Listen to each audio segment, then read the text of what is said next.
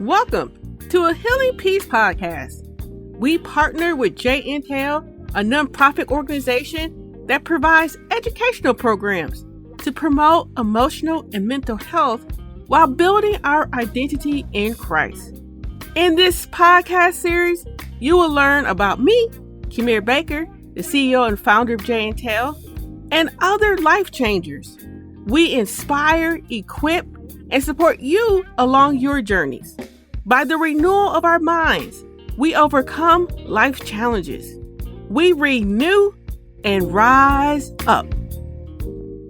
Welcome back to a Healing Peace podcast. I'm so excited to have you home. Last week, we began our conversation about going into circles and being on that repeated path that eventually leads to darkness. Well, you know how I do when we have a new segment. I always have great guests on the show to share their insights so we can glean and learn from their experiences. And this week, I'm not going to disappoint you. We have Jose on the show today, and we're going to delve into having a renewed mind amidst darkness, especially unwanted darkness. Jose, welcome to the show. Please let us know who you are. Provide a little bit background information so our audience can get to know you a little bit better. Thank you very much, Kemir, for having me. Thank you very much to the audience that's hearing this. It's an honor to be in this program. My name is José Pereira. I'm Venezuelan born, but I'm dual Venezuelan American. I have maybe 15 years living here in the U.S. that I came here. And I am a former oil and gas executive. I worked 35 years, long career in the oil and gas. And my career finished in 2017. I, in that moment, was basically in the pinnacle of my career and ready to get retired after 35 years. And I was the CEO of a multinational oil and gas in that moment. And we received a last-minute call. That was November 2017. And that last-minute call was to go to a trip to Caracas, Venezuela. And it was a normal business meeting that I was used to go normal way. So I went to the meeting. It was a very large meeting, around 1,000 people in the meeting room because it was a big international budget meeting. And when I finished my presentation, I was ready to come back to here to the U.S., to Houston, where I live. And the situation resulted there was a settlement because maybe people are not aware, but that year in 2017, there was having a lot of issues with Venezuela and the administration that was here in the U.S., the Trump administration, because they declared that administration in Venezuela was illegitimate. And then were imposing a lot of sanctions to that country, like you have seen they did with Russia with the Ukrainian war, similar sanctions, sanctions to people, to the country, and an oil embargo, and the thing were really going bad. And we were caught in the middle of that situation because they took us as hostages. So I became an international hostage. In that situation, back and forward between the two governments, Trump administration was gone, came the Biden administration, and I came back here after 5 years through a prisoner swap.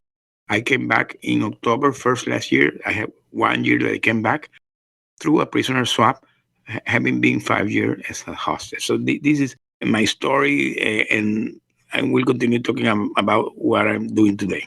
Thank you. I know that when I first met you, I was blown away by your story because you don't present yourself as someone who went through an emotional traumatic event. You are very well spoken, you have a lot of passion, and when you shared your story with me, I was so floored because, again, you didn't look like someone who just went through something so traumatic. And so I'm wondering, during that period, especially since it was so unexpected, how did you manage your emotions and in just walking through or dealing with being in the unknown? So how did you manage yourself for 5 years in that dark place? Well, this is a very great question because this is something that I can tell it went like in phases. It was a kind of an evolution. I present myself like a survivor. You're true. And it's because when we were there at the beginning, and let me tell you to the audience, today I'm a adversity coach, okay? And because I learned a lot about my process. So when you're having any adversity, like my case, that was a very traumatic adversity, the first thing that this is something that it comes suddenly. Adversity never announced. And by the way, you are not prepared to adversity. Even if you have the proper mindset, nobody's prepared, totally prepared. So that was my case. My first reaction when this happened to me was, this is a mistake. There is something wrong. This is not happening to me. So you don't accept it. I was denying, didn't accept it. So after a few days that we were going through that process, because we were put in a military basement, we were caught by a counterintelligence police, something really dark that country has. That is like a copy paste of what the Iranian and the Russians and the Cuban do. Well, and realize that really this is really happening to you. So you begin to accept it. You begin to accept this. And at some point, when you accept it, you say, okay, this is my reality. And then comes decision point. You decide if you really want to deal with it or you really want to go down. And that is where people really broke sometimes. People broke and people can commit suicide. I saw a lot of things on that. I'm not saying that it was easy for me at the beginning because as I said, was like a phases. So at the beginning, we were totally lost. We didn't know what was going on. And by the way, I stayed like 10 months totally incommunicated. So I didn't know what was going on in the external world. I lost every contact with the external world and lost contact with my family. I lost that sense of time because we had the light all the day turned on, and we didn't have. At some point, you are totally lost. When after 10 months, we learned one day because we had a phone call, and we learned that our family was really fighting hard in our case. Today, I'm totally aware of what was the situation. Since day one, they contacted the U.S. government because we were six guys. Okay, so because we were six, at some point the press put us a name. They call us the Citgo Six because Citgo was the company, Citgo Petroleum was the company I was working, and they named us Citgo Six. So we were six guys, so we were six family, and the U.S. government was really working hard to bring us back. But the negotiation began to fail, and then the pressure begin to be really bad. The Trump administration was really imposing a lot of sanctions to that country, and our situation put the things even worse. So at some point, the U.S. ambassador of Venezuela was expelled. So when we learned that the U.S. ambassador was expelled, by the way, he tried to visit us like 11 times. He never could talk with us. So the situation went really, really from bad to worse. And that moment, we begin to receive a visit of the UN. The people of the UN was contacted and they flew to Venezuela to see us. And that was when we could have a little relief because this guy began to talk to the government and say, hey, these guys are going to die. They're starving to death. They're sick.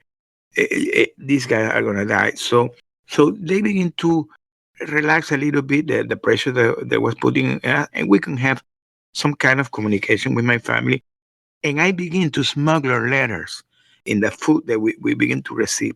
So that made me that I could contact my family and begin to know what was going on. So there, it was like a second phase of our situation. It began to evolve because now we were more aware all the initiative our family was doing, all the things that was going on. And every time I get more and more communicated, that begin to give me a lot of hope. So that make more change. I can give you, you can talk, but I will continue talking about how the situation continue evolving. Did you know that a Healing Peace podcast has a website? You will find resources along with our very own tools and tips on our website. Our tools and tips provide tangible principles to keep you on your emotional healing and wellness journeys. While you are on our website, sign up for our newsletter. You will receive a free emotional wellness assessment just for signing up. Also, You will stay informed about podcast episodes, courses, and workshops. You will receive all this great information just for signing up for our newsletter. Go to ahealingpriest.com today. Yeah, because I'm curious. I want to take a step back when you were talking about at a certain point, you just have to accept your circumstance. And when you got to that place, did you also try to bring along the other five people who were there to get them to a place of acceptance so that there was a level of commonality or community being built at the same time? Well, at the beginning, the answer is no, because we were separate. The first year, we were totally separate. I learned where all my colleagues were located 1 year after. So I didn't know where we were. We were totally separated. So it was crazy because we didn't know what was going on. So after 1 year, is that because all this pressure that was going on, they decided to put us together. So 1 year after is that we met, and when we met 1 year after, I remember that we had, it was kind of funny because we were in the room, the six of us, like deliberating what we were gonna do, and I had like a deja vu, like it was we were in the old days, in back on the old days in a board meeting. I felt like we were discussing in a board meeting about some management topics. So we were talking about how to begin to handle this situation. And in that moment is that we really went to what I call the survival mode, because really we created a plan. We decided, we write it down, a plan, how to manage our surviving mode, and created a daily routine. And one of the guys, he became the plan keeper. So he was keeping that we were stick to the plan in a daily basis. When I'm talking about a daily plan, I'm talking about a daily plan to eat, a daily plan to clean, a daily plan to exercise, a daily plan to read, daily, because by that moment we were having books, uh, the daily plan to write, because I was smuggling letters, daily plan to have fun. We created some kind of a domino with papers, and we were playing domino, and a daily plan to pray and read the Bible at the end. So all that daily program, we did it in a way that respecting the space of the other, respecting the silence, and really we begin to coach. Or if somebody for some reason was someday down, boom, the others jumped in and boosted, the hope, the resilience. So these really, the way we did it today they have been studying about adversity and resilience and trauma and all this stuff. And by the way, I went to a national trauma center here when I came back, and I have been in therapy, etc. So when I begin to go deep diving in this situation, I learned that the way we did it, and we did it without no expertise. We did it basically based on common sense. We were guys that come in from the oil and gas. You have like a strategic way of thinking, and some way, and of course, with the help of God, because at the end, this is something that was guided by God. We began to create this plan, and today, really, we did like a step by step thing that the expert always tell how you have to handle any adversity. So we really begin to handle it. So the long answer is that was a process. It was a process, and we learned during the time. But that when the time begin to pass, we begin to have a bit more hope. We begin to have more faith. We become more resilient. We begin to help each other. So it was like a evolving situation that unfortunately was for better for us. Right. And actually, I'm going to take a step back because for some odd reason, I thought that that first year you guys were always together. And so to hear that you were not, my mind was, oh my goodness, I can't believe you endured a year of solitude and didn't lose your mind or commit suicide. I can tell you, I saw other guys committing suicide. I saw guys hanging themselves. I saw a lot of things there. People that because we were in a military installation. We were with Venezuelan political military prisoners, guys with ranks of generals, colonels, lieutenants, captains, a lot of people of the military, and some of these guys didn't make it. Their mind was not prepared. Even they had the training, they were not prepared. And some way, I can tell you, today I say that it was the hand of God because I don't know how we. If you tell me today, I'm wondering how we really made it because we were in really extreme situation. Let me tell you, in that first year, I was like a third floor basement. It was called a submarine because it was like a vessel. Didn't have windows. We didn't have running water. We didn't have fresh air. The light all the day turn on. So literally, you really can go mad. Really, really. I saw people there going mad. But for some reason, I don't know, it was the hand of God, but we were like more prepared and we went through it. We Wow. went through it. That's so amazing. And so it's kind of interesting, even hearing that you're acknowledging God, there's a piece of me, the whole human side of me, that thinks, well, maybe it was something in your past that you endured that prepared you for this moment. Did you ever feel like that at all at some point? Come here, I can tell you, I could still be here talking hours about this. Let me tell you, I really learned, and this is something I learned after I came back because, as I said, I have been with a therapist, a wonderful therapist, and she has making regression with me and escarbing in my past, and I have a lot of situations in my past that prepared me for this, and I was not aware of that. I lost my dad when I was 14. Then I lost mother some years after, and I went through a lot of adversities in my life that in some point your mind forgets that. I was not really thinking in all that situation I went in my past, but I truly believe today that that was God preparing me for this event.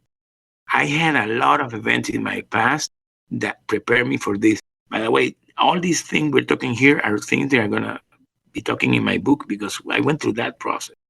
I had to go back to that process and I learned that my life and God was preparing me for that event. Yeah. And I think what is so profound by you acknowledging that is that when we go through difficult times, we're so quick to want to get out of it. And when we do get out of it, sometimes we don't reflect on what it developed into us in terms of our character, our strength, and how it helped us to be more resilient, how it can overflow into other areas of our lives. So many times we're so clueless to that. And so to hear you share that part about your story, I actually got really excited because you bring to attention that there's there's always good in the midst of darkness or trouble. That if we're willing to go through that journey, there's so much that we can gain from it. Well, this is totally true. Wow, you're giving a lot of gems here. I'm really surprised. Let me tell you, yes, the answer is definitely is yes. Something that today I'm very aware is that when you decide to go, and this is something by choice, when you have that adversity, and you can name any adversity. I'm going to be general here because I went through a situation, but this can be used to anybody in the life. You're going through an adversity, and you at the end you accept it because that is your situation. So you can have two choices. You can go to the wrong choice, and then you will get depressed with anxiety, and that is where people commit suicide, by the way. Or you decided to to overcome it, to face it, and this has to do with having a positive mindset. And for some reason, I have been a guy always really positive all my life. That is part of my DNA. You can train it. I learned that the people can train it. So even you can have that in a like something natural, but people really can get trained to go to this path. So that is the good news. Yeah. And with you sharing that, you definitely echoed a lot of things that we've spoken about on our podcast throughout the year, especially since we're dealing with a renewed mindset. And and hearing you talk about positivity, and now not only hearing you talk about it, but you are a testament to it actually works. Yeah, definitely. I always say something to the people: if I can do it, you can do it, because I'm a proof of life that it can be done. So it's not that I'm a philosopher. It's not that I'm a catedrátic. It's something that happened to me, and in a natural way, we handle it, and I'm here. I'm not saying that it's perfect. As I said, when I came back, I went through a lot of trauma specialists and therapies, but I have the mindset to overcome it. It is having the mindset, having the decision that no matter what you're going through, you really can overcome it. And today I said nothing is impossible. Nothing is impossible, but you need to have the proper mindset. And so when you were seeing things going on around you that was unnerving, especially when you were talking about those who didn't make it, what did you do to pull yourself back into having that positive mindset since you just visibly saw something? I saw tortures. So I not only saw people, because remember, we're talking about a regime, a communist regime, applying things that they have learned from other communist countries. These guys are a good students. Have good teachers, but the students are better than the teachers. So this guy learned very fast how to be evil. So I saw a lot of evil. I saw a lot of evil there. Yeah. And so was there specific techniques that you did to pull yourself back into the positivity versus what you were seeing? Yes. Let me tell you something. One of the things that I learned, we applied it, is that everything I'm gonna say today are things that we learned in a based on common sense, and I have been refining after I came back because I have been studying this. One of the first things decided to do is when you accept it, we decided to be calm and focused. Be focused in the situation and try to stay calm. We begin to meditate. One of our the guys that was with me, he was a Buddhism guy, so he began to teach us to meditate. There was a guy he was like a yoga specialist. We began to do yoga. So we in that tiny place begin to do things to try to maintain our sanity. And the other thing, after when I begin to receive books, because I said at some point they relax a little bit and begin to allow us to have books. There is a book that came to me that today I talk extensively about that book because I encourage the people to read it. He's a survivor in the World War II in one of the concentration camps of the Jews in Auschwitz. His name is Viktor Frankl, and the book is A Man in the Search of a Meaning. So when I read that book, wow, that guy was really talking to me. He was talking about that the people that survive this type of ordeal is because they find a meaning in their life, a purpose. And of course, for me, the purpose was coming back to my family, but in a peace. I didn't want to come back broken.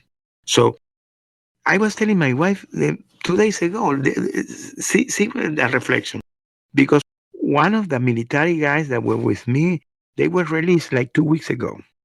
I had opportunity to talk 2 weeks ago with a guy who was with me like 5 years there. They were released 1 year after I came. So 2 weeks ago they were released. So when I was talking with this guy, I was telling my wife, "Hey, these guys are gonna have problem in their life in their families because those guys didn't sleep. They were awaking all the night. And let me tell you, for me, was sacred at 10 a.m., 10 p.m. I was in bed. I was in bed going to sleep after I finished reading the Bible and praying. I went like a baby to bed until the morning. So I try to maintain that discipline, having my night to rest and sleep. And that some people don't do that. And they're going to come back really broken for their family. They're going to be like zombies in the night in their houses. That's not my case. I always had that discipline.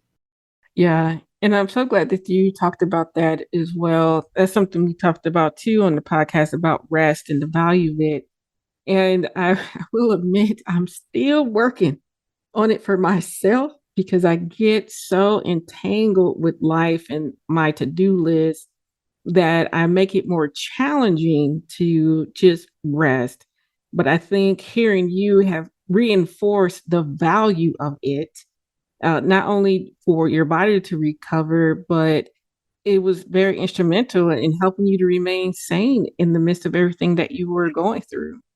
Having a routine. Another thing we applied was, as I said, we prepared a daily plan. Let me tell you, the daily plan for us was keeping all the day busy doing things, and you didn't have time to think about nothing. You were doing. You were like a hamster doing things in your cage. So literally, we begin at the 6 a.m. in the morning when the breakfast was taken. Everybody was in their bed, and we had like a schedule for take the breakfast and the lunch and the dinner. So everybody, we had a tiny table with a tiny chair. So we did it one by one in silence. We're respecting that space of the other in the solas. So you were literally in peace taking your food. And then when everybody was cleaning, we had a schedule for cleaning. We weren't during the pandemic. Remember, 2020, the pandemic was hitting hard there. And we began to do a very strong sanitation, a daily sanitation in the room. It was a tiny room, by the way. We were living like in a closet, but we had that very clean.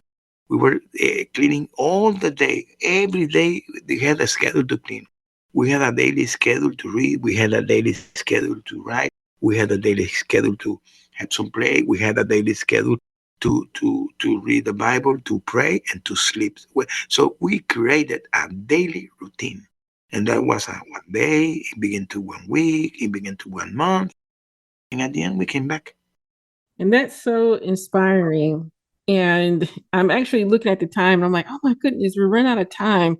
But before we close, I'm wondering if there is something that you can leave as a little nugget because I want you to come back because I have so many more questions, but something that you can leave as a nugget for encouraging someone else to get through their difficult situations. You gave us so much insight, but if you can sum up in one or two words, like, hey, I know you might be having a tough week this week and things may seem emotionally dark. Here is something that can guide you through the rest of the week. I would love to hear you share something about that. The first thing I want to say is that any adversity in life, you can overcome it. That's the first statement. Second, you need to be, first, as I said, face it, be calm, be focused, but face it. Accept that you're going through that. Have the positive mindset to face it. Look the support of the people that love you. Look for help. Don't face this alone. Have support. Try to maintain your sanity. Do exercise, do yoga, do meditation, do whatever you want to do. Do things that maintain you physically and your mental health. And finally, look to your spirituality. Go back to your inner space and look to your spirituality in whatever you believe, in the universe, in God, in the higher power, whatever you name it, in Buddha, in Allah, whatever you think. But look to that. If you do all these techniques and really look to the purpose, what you really want to do after this, my friend, you're gonna overcome it. And this is something that today, as I said, I'm in the campaign promoting my book because my book is not only based on my story, it's based on these things that I'm talking today that I call the legacy. It's not only the drama of what we went through because we went through a drama, but for me is that the people when read the book had the sense that, oh, this guy could make it. If he couldn't do it, I really can make it. That's my legacy. I'm gonna give you the links that you can put it there when you hear this program because I really really want the people uh, go and to my link and see my book, because this is everything we're talking here. I'm gonna talk there in my book, but of course more profounding, trying to give more insights that the people really can think about that. And this is part of the thing that today I'm talking and I'm teaching about. Well, I thank you for sharing. You summed up our first part of the interview so well. I couldn't have done a better job. You hit all the points. Those were the points I had listed. So as you were speaking, I was checking them off. I was like, okay, he got it. But what I would like to do is have you back to just to pick your brain a little bit more in terms of your journey of healing, going to a therapist, all that good stuff. And of course, listening more to how you're empowering more people through your coaching and through your book. So I want you to come back. I'm not going to even ask you. I'm just going to say you're coming back so that people can continue to be inspired by who you are. So in the interim, we'll put up his details as he listed. You can go check him out even more, but come back and we're going to continue this conversation. Thank you very much for having me.